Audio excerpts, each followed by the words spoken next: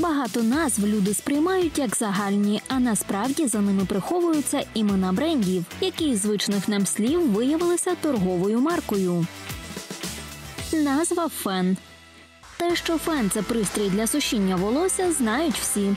А те, що фен – це німецький бренд, багато хто навіть і не чув. Торгова марка з'явилася ще в далекому 1908 році у Німеччині. Фірму, яка випускала електроприлади, що генерують гарячий потік повітря і використовують для сушіння волосся, назвали «Фен», що німецькою звучить як «фьон».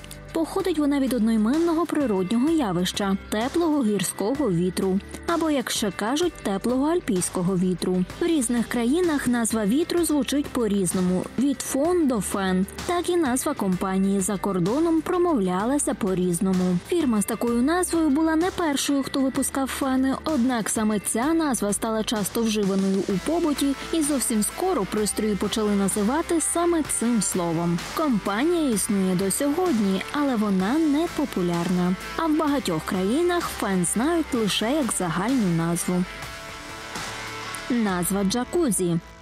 Гідромасажні ванни майже у всьому світі так і називають, тільки не в країнах, де розмовляють слов'янськими мовами. Адже там на такі ванни звикли казати «джакузі». Ця назва насправді належить американській компанії, яку заснували на початку ХХ століття. А походить вона від італійського прізвища засновників – Якуцці. Брати-партнери спочатку займалися авіабізнесом, потім почали випускати насоси для сільського господарства. А після цього вигадали й почали першими випускати гідромасажні ванни під брендом Якуцці. Через труднощі перекладу в багатьох країнах назву бренду, яка пишеться через англійську букву «J», почали називати джакузі. А в країнах зі слов'янськими мовами слово і взагалі стало загальною назвою для гідромасажних ванн будь-яких брендів. Назва ескалатор. Ескалатор в метро, в торговому центрі чи аеропорті – звична річ зі звичною назвою.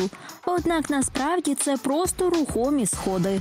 А слово «ескалатор» – назва торгової марки. Все почалося у 1900 році. Американська фірма Otis, відома як компанія з виробництва ліфтів, на технічній виставці у Парижі представила рухомі сходи під торговою маркою «Ескалатор».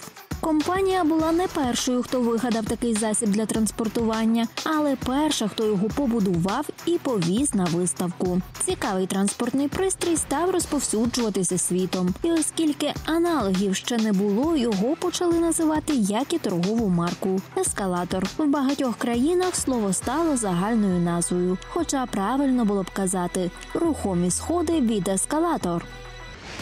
Багато слів, які давно вже увійшли в наш побут як загальні, часто виявляються назвами брендів. Тому варто часом задумуватися, а чи справді звичне нам слово просто назва, а не ім'я якоїсь компанії.